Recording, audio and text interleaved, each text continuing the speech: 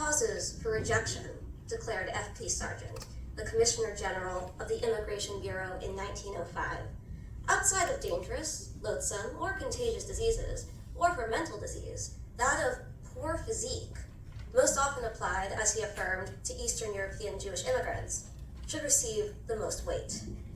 These immigrants, Sargent contended, would become public charges, dependent on taxpayer funds, due to their presumed inability to work and earn a sufficient living. Still worse, poor physique supposedly represented a hereditary condition that would damage American stock. In allowing such inferior immigrants to enter the United States, Sargent emphasized, we admit likewise progenitors to this country whose offspring will reproduce, often in an exaggerated degree, the physical degeneracy of their parents. But within the growing American immigration bureaucracy lay solution to this problem. Imagine I'm doing a lot of scare quotes. Public health officials could, purportedly, diagnose the presence of these qualities and level of fitness based on the physiognomy of immigrants coming from various parts of the world, like Eastern Europe, Ireland, Greece, Portugal, and Syria. As a result, these newcomers confronted a considerably higher level of scrutiny upon arrival. Race and ethnicity, in other words, remained intimately intertwined with popular beliefs about specific defects, what we might now think of as disability, and officials viewed certain races and peoples as more prone or susceptible to certain undesirable conditions. This issue of poor physique disturbed Max James Kohler, a leading American Jewish immigration attorney. Immigration boards commonly debarred hopeful immigrants, Kohler explained, because of alleged physical defects having little real relationship to ability to earn a living. These boards of special inquiry frequently, not to mention unfairly, Kohler added, singled out Jews in particular because the coupling of insalubrious steerage conditions and insufficient kosher food during the voyage combined to deleterious effect. So too, Russian Jews suffered further from visual examinations because, as Kohler explained, the characteristically slight physique of the Russian Jew is often mistakenly described in medical certificates as lack of physical development, also known as poor physique. Reaching America with little money and a body type inconsistent with the ideal demarcated in United States immigration law, immigrant Jews faced multiple strikes against them from the outset.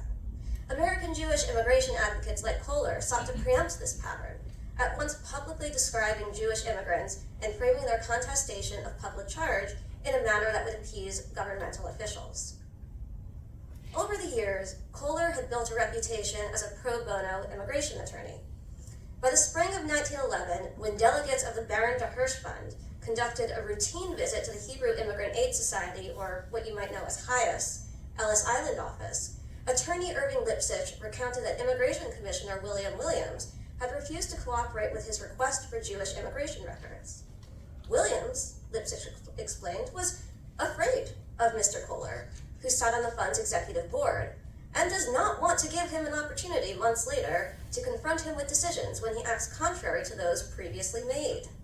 So, okay, to recap, what we've got is essentially this governmental official, Williams, terrified of this American Jewish lawyer, Kohler, because Kohler kept relentlessly holding him accountable and refused to let up in the name of justice.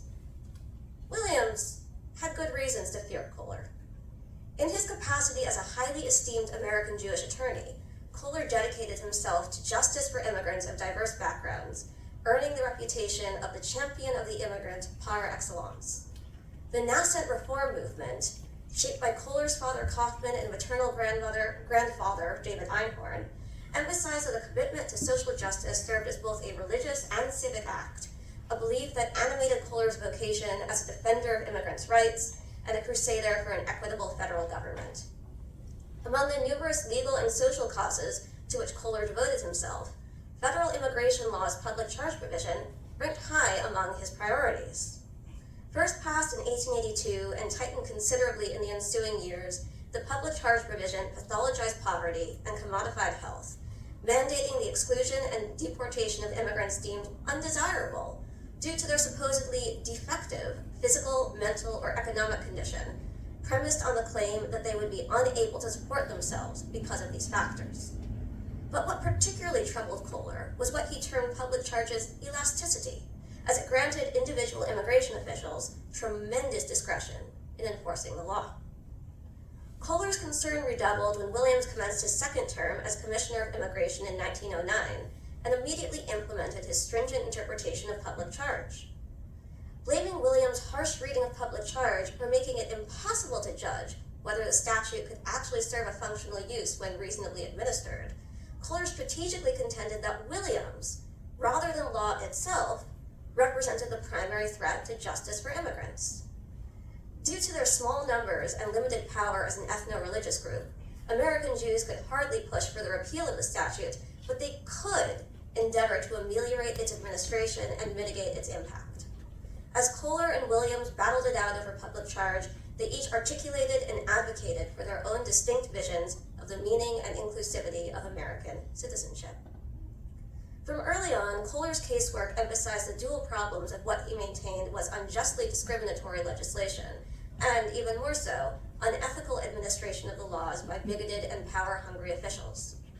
Simultaneously, his work enabled him to uphold his commitment to justice that remained intrinsic to his Jewish beliefs and practices. All Americans, he asserted in a maxim that informed his own life, can best serve their country by preserving here the spiritual ideals which had sustained their fathers in other times and in other countries, pushing for an America that not only recognized the value of welcoming immigrants of diverse backgrounds and identities, but that could flourish only with diversity's aid. By the time the Connecticut-born William Williams did not make that name up, acceded to his position in 1909, both the Jewish press and communal organizations had long recognized that the extensive discretion codified in the law posed a distinct threat to immigrants. Still, conditions at Ellis Island changed dramatically when Williams succeeded the previous commissioner, Robert Washorn, who had immigrated from England as a young man and who, theoretically, considered immigration generally as a benefit to the United States, in spite of his strict interpretation of public charge. Under Williams, Jewish immigration advocates felt heightened pressure to combat the law, both to loosen its grasp on Jewish immigrants and to deflect associations of illness, poverty, disease, and insanity away from American Jews themselves. During and following Williams' tenure, as the Jewish press sounded the alarm, officials increasingly tended to reject Jewish immigrants if they displayed even a remote likelihood of becoming public charges. These officials frequently levied the claim of poor physique and later insanity as license to debar Jewish immigrants, whether or not the charge had any basis in reality. Certainly, officials' rejection of immigrant populations did not apply to Jews alone.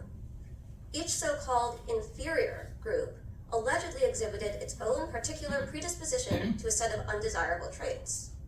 Public Health Service physician Alfred C. Reed detailed the specific defects to which each race tended. Greeks, for example, shared Jews' problem of poor physical development, frequently referred to as poor physique, as he described it. Jews, in addition, reportedly also demonstrated a predisposition to functional insanities, against which Ellis Island Assistant Surgeon Howard Knox cautioned inspectors, since, he explained, insanity and genius go hand in hand. Problematically, Knox elaborated, even though intellectually they may be very bright and have the ability to solve mathematical problems and pass all the complicated tests that can be given them, they still did not meet the basic criteria for entry because their defects arose rather in the emotional sense, frequently resulting in what he described as impulsivity and hedonism. Eastern European Jews alleged mental defects then, according to this paradigm, merged with their so-called moral defect to make them fundamentally undesirable Americans, according to these prominent Ellis Island officials. In the midst of this increasingly xenophobic climate, the Federal Dillingham Commission that began in 1907, and still more so its resultant multi-volume 1911 report, particularly concerned American Jewish leaders. A bipartisan group of congressional representatives, the Dillingham Commission contended with the emerging concept of the immigration problem that it helped popularize to determine the effects of mass migration on the United States. Prior to this, by the late 19th century, Jews in the United States had become generally accepted as part of the imagined white family of races. But as the years progressed, and particularly as Eastern European Jewish immigrants flooded onto American shores, identifying explicitly as a distinct race posed a mounting threat to Jews' sense of security in their chosen home. Given the real anxiety that this reality engendered, not least because Jews had historically and repeatedly been no strangers to the contingency of citizenship and national belonging, American Jews worried that the developing governmental tendency to classify them as part of the Hebrew race would lead to the eradication of their rights as white American citizens, much as Syrians had already experienced at the hands of the Department of Commerce and Labor in their reclassification as Mongolian in 1909. As such, the beginning of Ellis Island Commissioner William Williams' second term in 1909 ushered in a heightened urgency for Kohler. Ellis Island had already functioned as a perilous morass for immigrants hoping to obtain entry, but Williams took advantage of what Kohler called Congress's recklessly ill-considered tightening of the statutory language to wield public charge aggressively against newcomers. Not only did Williams utilize the poor physique label to exclude immigrants at Ellis Island, he also lectured to academic and communal audiences on the topic and published articles in newspapers to promote the idea. Immigrants with poor physique, typically small and slight, lacking in vitality and generally unfit, tended to come from Southern and Eastern Europe, Williams proclaimed. Kohler argued that immigration officials disproportionately ascribed poor physique based solely on a cursory visual examination with no need for a medical certification to Jews, at least until Jewish immigrants' alleged tendency towards insanity, neurosis, and constitutional psychopathic inferiority superseded poor physique as a primary reason for exclusion. However, as Kohler reiterated over the years, not only did Russian Jews merely display what he asserted was their entirely normal constitutional tendency towards slightness in body that in no way endangered their ability to support themselves, this attribution of poor physique to Jewish immigrants failed to take into account both the hazardous steerage conditions and the malnutrition that Eastern European Jews endured on the voyage to the United States because of the lack of food that conforms to the Jewish dietary laws, or kashrut. Purported mental and physical defects, inherently indefinite and elastic terms, in Kohler's words, provoked an increase in exclusions worsened by the trend of physicians basing their medical certifications on, as he described it, vague and sweeping generalizations, unjustified in fact, like lack of physical development and lack of muscular development. Accordingly, Kohler kept a close eye on Williams, preserving copies of Williams' immigration rules and circulars in his own papers for purposes of his legal work. When Williams complained that overseas officials paid wholly inadequate attention to the 1907 public charge law that prohibited immigrants verified by our surgeons as being, underscored here, mentally or physically defective, and the insane and persons with loathsome or dangerous contagious diseases, he issued a circular, held right here in the library's archive, ordering immigration inspectors to adhere to his stringent interpretation. This new provision, he instructed, is in addition to that excluding the insane and persons with loathsome or dangerous contagious diseases. Government surgeons' certifications of mental and physical illness revealed, Williams insisted, that they failed to properly attend to the statute. Under his authority, public charge functioned all the more as an instrument to exclude immigrants, even if the facts of the case were murky at best. The principal classes excluded from admission into the United States, the opening of Williams' circular declared, mirroring the text of the updated law, are the following: idiots, imbeciles, feeble-minded persons and epileptics, insane persons and those who have been insane within 5 years, persons who at any time have had 2 or more attacks of insanity, paupers and persons likely to become a public charge, persons afflicted with tuberculosis or with a loathsome or dangerous contagious disease, including trachoma, persons suffering from any mental or physical defect which may affect their ability to earn a living.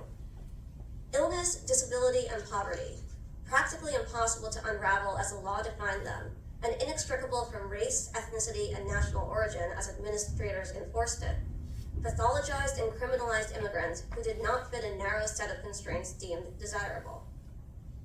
Williams justified his severe regime of immigration control with his belief that, as Kohler kept in his records, the law requires the authority to detain for special inquiry all immigrants, not clearly and beyond a doubt entitled to land. Poor immigrants and single women automatically faced a higher degree of scrutiny that their wealthier and male compatriots could evade, since Williams treated poverty and femaleness as synonymous with disease and weakness, insofar as he contended these descriptors placed immigrants at higher risk of becoming public charges.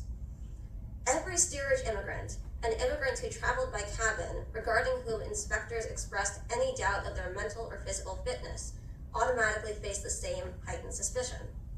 Effectively, as Williams saw it, immigrants were unfit until they definitively proved otherwise. He perceived immigrants as likely to become public charges in any instance where there existed a remote chance that they might eventually need public aid or be admitted to a public institution, including a state hospital. Real or perceived illness or disability, ostensibly a method of predicting economic solvency, as well as whether immigrants would threaten the American gene pool, served as litmus tests for immigrants' eligibility for admission. Making matters worse, any non-citizen, regardless of length of residence in the United States, could fall victim to these new rules. If they even briefly departed from the country and returned, inspectors must rigorously re-examine them. If they gained admission and remained within American national borders continuously, the specter of deportation continued to hover over them until 3 years had elapsed. If, during that time, they became public charges because of hospital admission, institutionalization, or incarceration, they would then need to definitively prove that the cause of their injury, sickness, or mental health crisis arose after landing, or they would be subject to deportation. But even should immigrants successfully navigate Ellis Island inspections and stay put within the United States without having recourse to public money at any time, the public charge law continued to imperil their ability to become naturalized citizens. Williams elaborated in his circular that an alien may be deported at any time within 3 years of his arrival, a period that extended to 5 years upon the passage of the 1917 Immigration Act, if 1. He entered the United States in violation of law, or 2. He has become a public charge therein from causes existing prior to landing. These two terms overlapped considerably. As Williams explained, an alien has entered the United States in violation of law if, in fact, he belonged to one of the excluded classes, although such fact may at the time of entry have escaped attention. The fault lay not with the examiner for neglecting to notice a mental or physical illness, he declared, but with the immigrant for failing to disclose it. Complicating matters further, as Kohler's notes documented, Williams' efforts to disentangle the economic and alleged health rationales motivating the decision to deport posed a Sisyphean task, since officials frequently used one as a cover or excuse for the other. Hospitalization and imprisonment functioned as two of the usual instances in which an alien becomes a public charge, Williams explained, because of how they disempowered and centralized immigrants, allowing officials scouring such sites to find them easily. What may be a cause existing prior to landing represented a more nebulous issue, because it depended somewhat on the circumstances of each case. When state officials discovered immigrants in hospitals, immigrants had to show undeniable evidence that they were merely there because of an illness or injury that followed their arrival in the United States. Otherwise, if officials could produce a medical certificate stating that the immigrant had some mental or physical disability that predated their entry to the country, then that immigrant would qualify as a public charge punishable by deportation. The onus fell on immigrants to prove their right to receive treatment in an American public hospital without facing deportation upon discharge. Williams wasted no time in putting his plans into action, as Kohler chronicled in the public charge case of Jude Bear Goldberg.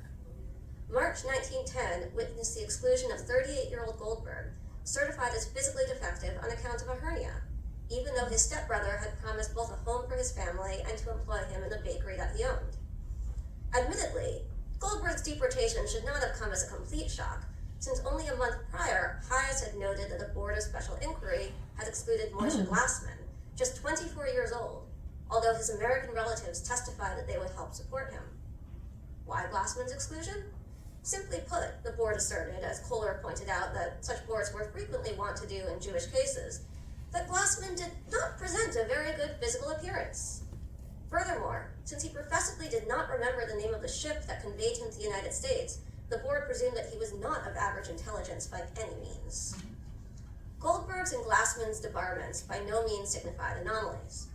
Hayes kept a detailed record of case slips throughout the first 2 years of Williams' second term, documenting exclusions of Jewish immigrants because of alleged conditions including, but not limited to, heart disease, hardening of the arteries, hernias, senility, irregular breathing, quickened heart rate, poor vision, blindness, muscular atrophy, nervous system diseases, inflammatory conditions, dislocated hip joints, limps, psoriasis, lupus, and varicose veins, not to mention the ubiquitous poor physique.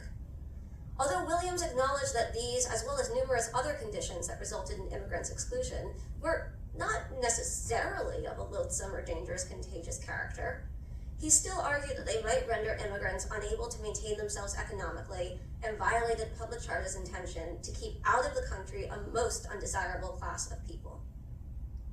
Already disturbed by the legal travesty transpiring at Ellis Island, Kohler became still more distressed when he learned directly from prominent American Jewish attorney Simon Wolf that although commissioners could not legally interfere with boards of inquiry's findings and rulings, Williams had a history of doing so.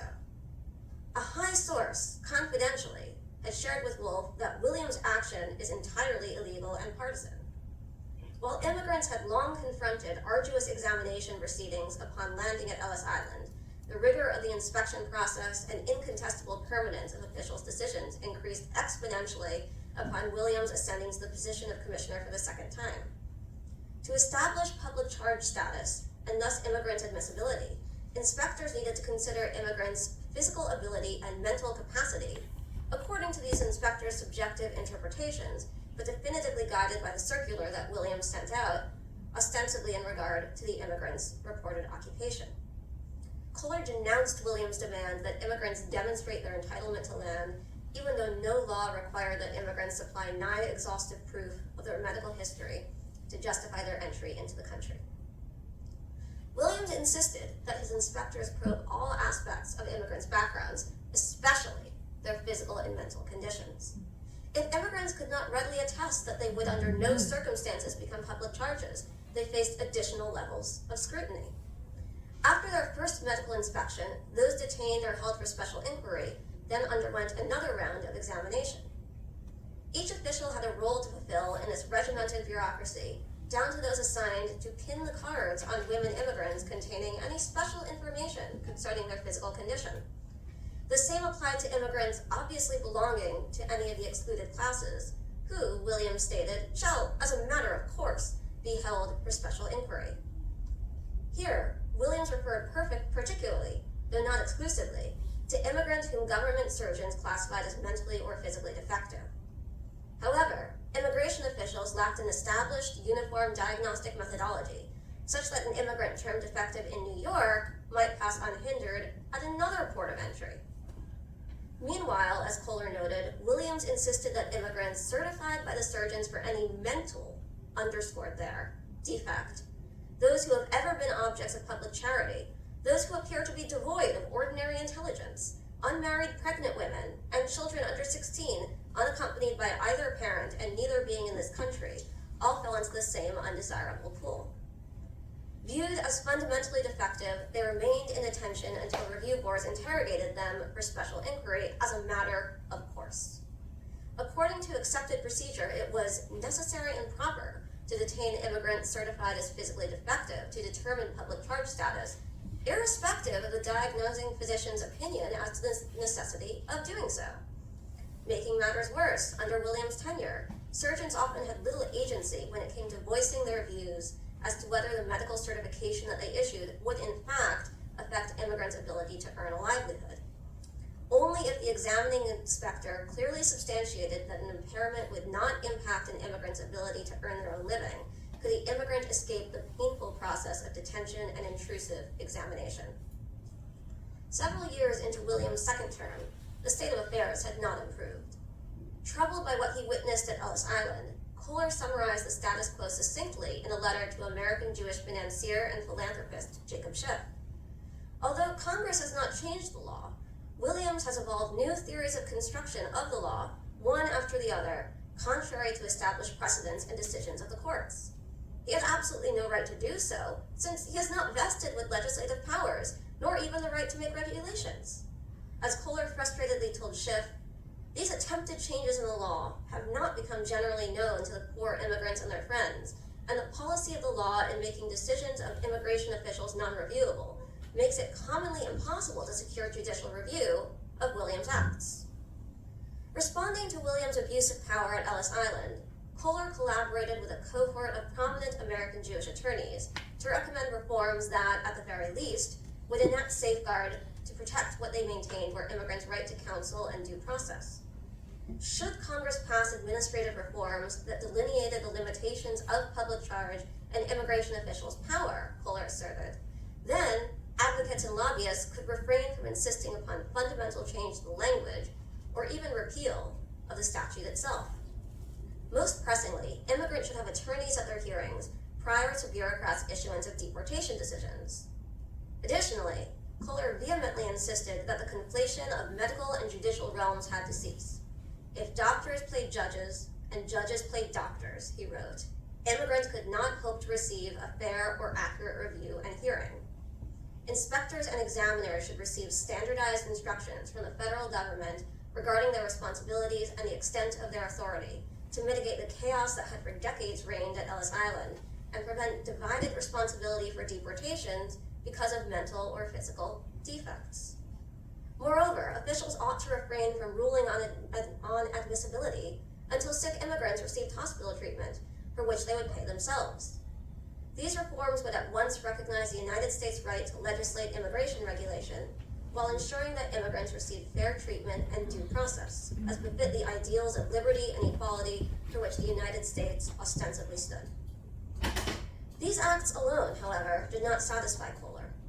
Outraged by the needless hardship and injustice that Williams' actions perpetuated, Kohler joined forces with attorney Abram Ellis to defend immigrants facing deportation on public charge grounds because of insufficient funds or alleged mental or physical defect.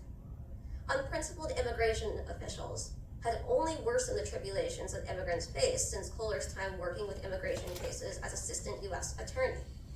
The relentlessness of Williams' circular and succeeding instructions, the incompetence of immigration inspectors, the conflation of administrative and medical roles, the pressure levied on physicians, and the intensive focus on public charge as a means to exclude immigrants all combined to place intending immigrants in an impossible position, which, Kohler argued, wholly contravened the democratic ideals that the United States supposedly represented.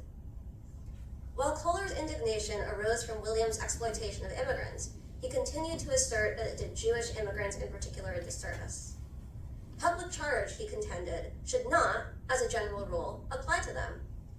The able-bodied, industrious Jewish victims of Russia's fiendish fanaticism, he proclaimed time and again, cannot be lawfully excluded under existing law, even if their friends or private philanthropic organizations help defray the cost of their travels, a circumstance typically treated as evidence of pauperism and grounds for exclusion.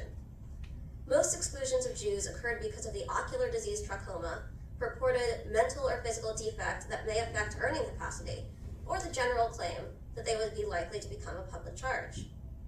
However, when Williams changed the rules capriciously, and when medical examiners failed to restrict their reports solely to the medical facts of each case, deportation decisions appeared suspect, all the more so since, in practice, immigrants lacked any recourse to contest unfair or erroneous judgments.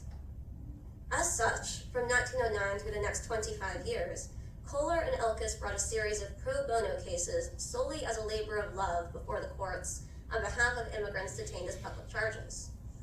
Citing immigration officials' manipulation of public charge, in 1909, Kohler and Ellis instituted habeas corpus proceedings intended to instigate judicial review for Hirsch Skuratowski. Skuratowski, an Eastern European Jewish immigrant who arrived with insufficient funds under Williams' new, higher head tax requirement that immigrants arrive with at least $25, served as their test case. Treading a fine line, the two attorneys readily affirmed that the United States acted sensibly in passing reasonable legislation to preclude the entry of immigrants who would inflict injury upon the body politic either physically, mentally, or morally. Public charge itself, as such, was not intrinsically illegitimate, they acknowledged, so long as officials enforced it justly. Simply put, the influence Kohler and Ellis levied on the word injury here remains key. As we can see within the corpus of his work, Kohler consistently stated his approval of regulative, but not restrictive, immigration law. His papers are silent as to whether this constituted his private belief or whether this functioned as a deliberate public-facing persona that he presented in order to maintain his credibility as an immigration lawyer. But in either case, his antipathy to mercurial administration of immigration policy, such as immigrants encountered under Williams' tenure, stands as indisputable. Kohler lambasted Congress's refusal to grant immigrants the right of judicial review, dating all the way back to the 1891 Immigration Act, which permitted the unjust implementation of the law that had proliferated over the following decades. As a direct result of congressional action, many immigration officials, with William as a prime example, felt empowered to act on the assumption that immigrants would become public charges unless they could affirmatively prove otherwise. In doing so, these officials committed an injustice and overstepped their positions, violating the most cherished traditions and constitutional principles of the United States by failing to protect immigrants' individual liberty. Although Skaratowski's case drew public and governmental attention to the persistent illegality pervasive at Ellis Island, since Skaratowski and his companions won admission conditionally upon adjourning the hearings, no procedural changes took place. But Kohler, eager to translate that limited success into systemic change, had not finished. He stood out from many of his colleagues in acknowledging the connections between race and disability that animated exclusionary immigration and naturalization law, pointing out that public charge cases tended to blend race and nationality with purported defects, linking immigrants from certain regions with specific undesirable and purportedly hereditary traits. His historic investment in Asian immigration, for instance, as well as his 1907 article, Naturalization and the Color Line, that advocated for the right of Japanese immigrants to become naturalized, alongside his 1909 article, The Un-American Character of Race Legislation, served as a foundation for his subsequent work with Secretary of Commerce and Labor Oscar Strauss to promote more inclusive naturalization laws.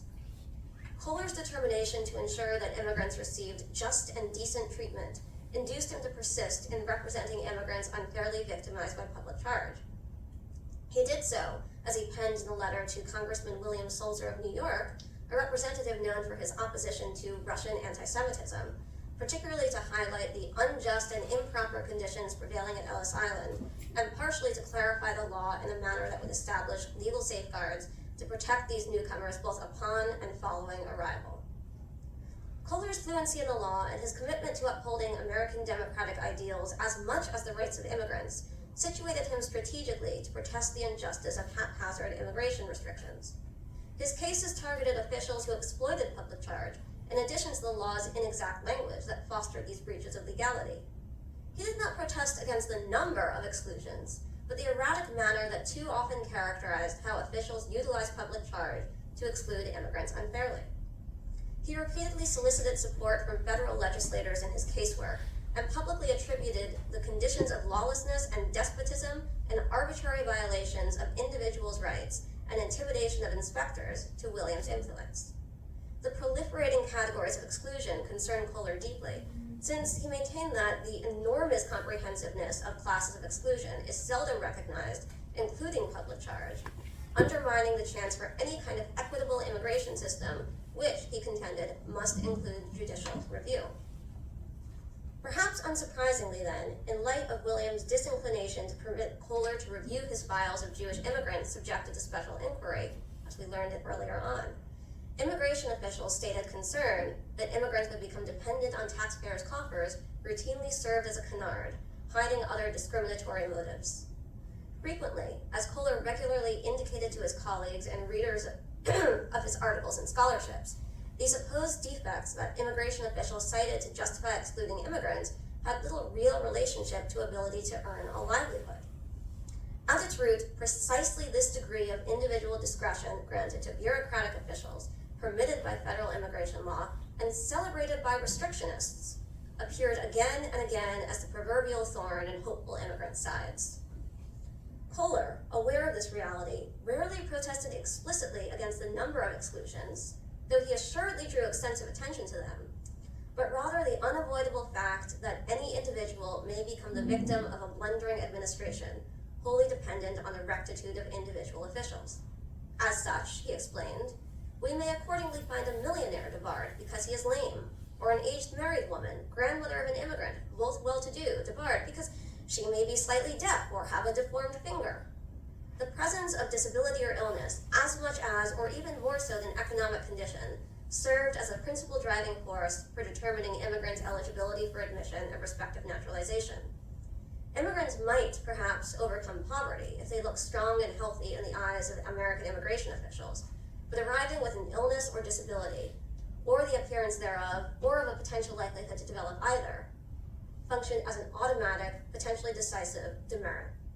An immigrant with a body deviating from an unstable and arbitrary set of preconceived norms that ostensibly signaled health, or that immigration officials viewed as likely to drift in that direction, automatically received a tick mark in the box of unworthiness. And why? For the sole reason that they supposedly, according to the prominent eugenic model of the day, firmly bolstered by the flourishing of mechanized industrial capitalism, could not contribute positively to the American economy, state, or gene pool.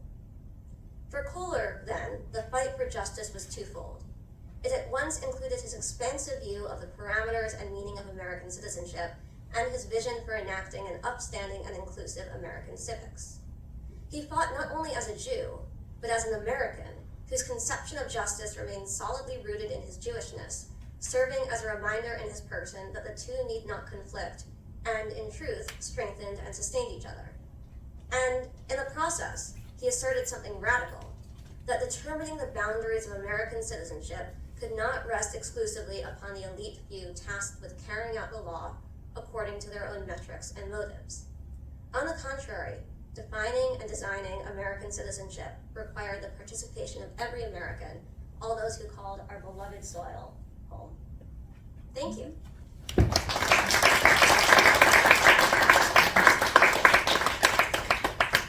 So yeah, how long do we have for Q&A? 20 minutes. Awesome, happy to take questions. Yes? I'm a little confused about the whole public charge notion, because I was under the impression that all the social welfare programs that we have in this country and have had for a long time did not exist didn't exist in the early part of the 20th century. So, Welfare, Medicaid, et cetera. yes. There were private charities, but not government programs, the ones that we have here. Am I wrong in that, or what? So it depends on what we're talking about, right? Medicaid and Medicare, yes, that's much later on in the 20th century. And welfare, public assistance. So in the progressive era, which is the early 20th century, there were different kinds of programs that philanthropists set up, and much of it was private. But part of the problem came in because immigration officials also tended to count private charity as public charge status, or if we had a state institution and an immigrant wound up in a state institution, then they would count as a public charge. So, and of course, one of the questions I get a lot is when public charge ended. The short answer is it didn't. Public charge still exists. Back in, I believe it was 2019, the Trump administration, in fact, expanded it to basically fundamentally discriminate against immigrants who had any recourse to any governmental-based programs. So yeah, the Great Society, Medicaid, Medicare, etc., was later on in the century, but there were also some programs earlier on.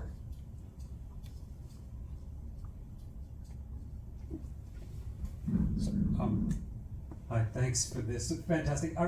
Maybe I misheard this question. You had the example of the immigrant whose brother-in-law was going to bring him into the bakery. Yeah. And I'm curious kind of at this intersection of ability, disability, and like economic potential or labor power. If the immigrant's profession sort of moved the scale at all in terms of whether or not, I mean, does a tailor and a bricklayer have the same kind of level of, I don't know, economic capacity they have to prove in order to pass muster, or does it depend at all on profession, or is it completely arbitrary? Theoretically, it was supposed to, but generally speaking, no. It was very much up to the discretion of the individual immigration inspectors and officials.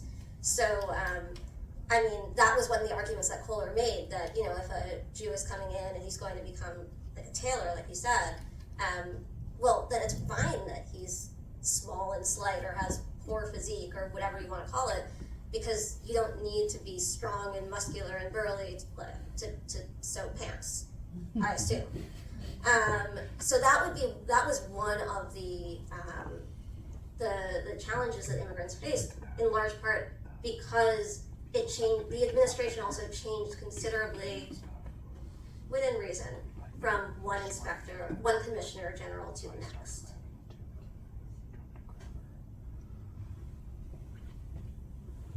Thanks so much. This is really enlightening. I have a question about gender, which is, do you have any statistical knowledge of whether women were turned away more than men, or also with regard to generation? You know, what happened with children? Because children have small physiques, so how does that work? I was at Ellis Island maybe last year, and there was, these stupid questions they asked the immigrants. And this one was to a woman, and it was, when you wash stairs, do you go from the top to the bottom or the bottom to the top? And she answers, I didn't come to America to wash stairs. So, I have no idea whether she was thrown out or not. But it's just the gendered questions were also interesting. Yeah, absolutely. There's a story, one of my personal favorite, by which I mean least favorite stories, is that of a medical official at Ellis Island who would look at the hair on an immigrant woman's head. And I believe if the lock of hair on the left side of her head was, I forget which order it was, but I think if it was lustrous, then it meant that she was pregnant and therefore could be debarred. And if it was lank, it meant that she probably wasn't pregnant, and so she would have another chance. And he actually told his other colleagues and said, hey, look, I figured out how to know if a woman is pregnant, which, is topical today. In terms of statistics, that I don't know. More of the statistical information that I've found to this point has to do with ethnicity and national origin. But I can say that the National Council of Jewish Women, and particularly a woman by the name of Cecilia Rozovsky, published a pamphlet in 1922 entitled What Every Immigrant Should Know, and she targeted specifically women and children, especially Jewish women and children and families, to outline how to understand immigration law and present themselves to be as strong and healthy and whatnot as possible in order to evade discrimination. Thank you.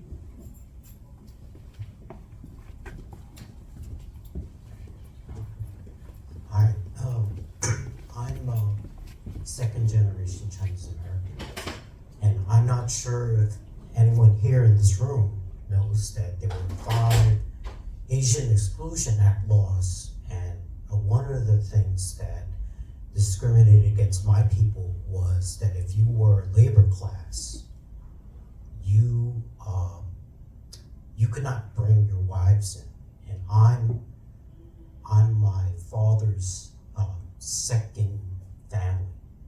So to answer your question about women, for the Chinese community, we were here since the 1830s. There's actually records in Ellis Island. I know this from Betty Lee Sung, who done research on that. So, can you speak on the immigration criteria across the board with all different races, how they treat certain groups unfairly besides Jews? Yeah, absolutely. So it's absolutely true.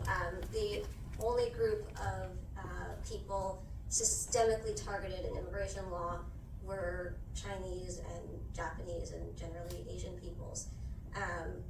Jews, for the record, never mentioned explicitly in immigration laws. Lots of coded language, but there is and never was an immigration law that explicitly targeted Jews and said, hey, you're not welcome here. These laws referenced Southern and Eastern Europeans, used coded language like, constitutional psychopathic inferiority, a lot of which, that's one of my favorites, a lot of which were coded for specific nationalities, ethnicities, races, peoples, etc. On one of the slides that I am not technologically sophisticated enough to go back to, I showed a picture of the Dillingham Commission, which ran from 1907 to 1911, basically as a way to examine the impact of mass immigration in the United States. Because we start seeing immigration legislation really proliferating following the 1875 Page Act, and then the 1882 Immigration Act and the Chinese Exclusion Act also of that year. And as immigration rapidly increased over the late 19th, early 20th century, restrictionists and xenophobes essentially freaked out. And they were like, oh my gosh, there are way too many people coming in here and it's going to destroy America. And so let's have a study to investigate the impact of mass immigration on the United States. So within the Dillingham Commission, they produced this 42-volume summary report on basically how different races, ethnicities, nationalities, as they termed it then, impacted the United States. In one of my classes, in fact, we looked at some of these primary sources, and so like you can see alphabetically how they list different peoples and say, these are the decisive characteristics of each people, and so therefore this is what we recommend in terms of legislation. In terms of the public charge provision specifically, race and ethnicity and nationality and disability and gender were also hopelessly entwined with each other. So it's hard to separate those things out because, like I was saying, there's so much coded language. Also in the Dillingham Commission, towards that side of the screen, there was a chart of which yes, our federal government produced, a hierarchy of races and peoples, which I've also shown in some of my classes. And they basically categorize different groups of people into different classes. So like you have the Semitic, you have the Aryan, you have the so on and so forth, right? And different groups of people were subject to different levels of restriction.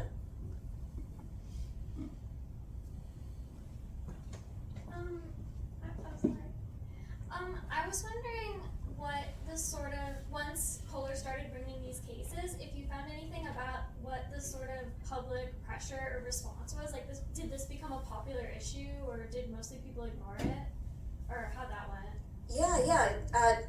Do you mean Jews or widespread? Both, I guess. I was thinking more widespread, but Okay. yeah. Yeah, absolutely. Newspapers, including the Times, covered these issues. It did not become incredibly popular, but it was definitely something that people knew about and were either very happy or very unhappy with, depending on which side of the proverbial aisle they were on. There was the Cecilia Rosowski, whom I mentioned earlier, and Kohler, they made a strong case for the 1917 Immigration Act, which I also mentioned, being really the decisive point in American immigration history. This being because in 1921 and 1924, America passes national origins quotas, basically saying like, okay, only a certain percentage of people from each country, etc., could enter the United States in a given time period. And Kohler and Rosowski were like, well, yes, that's very important, and that definitely didn't totally close the gates to the United States, but it definitely almost closed the gates to the United States. But the real decisive point was 1917, because these proliferating categories of exclusion rooted in disability and illness and race and gender and ethnicity and so on paved the way for these national origin exclusions. So to answer your question, generally speaking, yeah, people were aware, and public charge functioned as a really productive way to keep out immigrants. In fact, during the 1930s, The primary reason that more German Jewish refugees were not allowed to enter the United States was public charge. Because the German quotas from 1933 to 1939, when during the Hitler years, they never filled, right? There was room, according to the letter of the law. And the government was well aware that they could use this law in order to keep out people they didn't want in.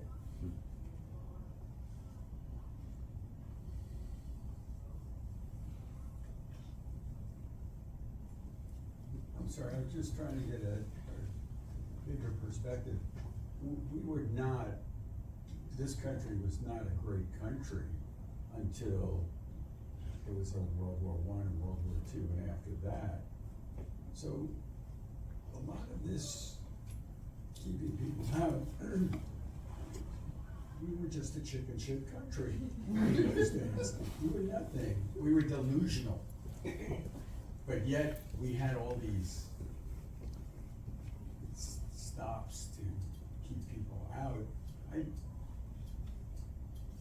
I don't kind of get it completely. You know, it's like Europe was important. Other countries were in Europe were important. It just, where did we come up with these ideas that seemed irrelevant? So, Unless I'm completely wrong, and it was always a great country. Yeah, right. I can personally attest it was probably never a great country. That's up to your personal political perspectives. But that being said, right, the first thing that comes to mind in response to your question is the issue of eugenics, right? So in 1883, Francis Galton, Charles Darwin's cousin, who probably had some kind of inferiority complex as a result, coined the term eugenics, basically a kind of social Darwinism. The United States in the early 20th century was the global leader in eugenics. Absolutely the global leader in eugenics. The Nazis learned from us. Like, Nazis actually came over to the United States and thought, you know what? This is really interesting stuff that we can use, but you guys are doing it too intensely. Like, we were too intense for the Nazis. If you're familiar with the one drop rule, by which if you if you had one drop of African American blood, you would be considered black. Yeah. The Nazis were like, no, we're not going to do that. One drop of blood is way too extreme. There's a great book, Hitler's American Model, that goes into this in more detail. But the United States was actually quite influential, particularly as what with westward expansion, what with the development of mechanized industrial capitalism, and as a place where people could go. So people are leaving Europe and other places in the world, and they're going to the United States, and as they do so, the United States is becoming more of a presence on the world stage, particularly in terms of its legal and legislative and judicial policies that then influenced groups of people like the Nazis.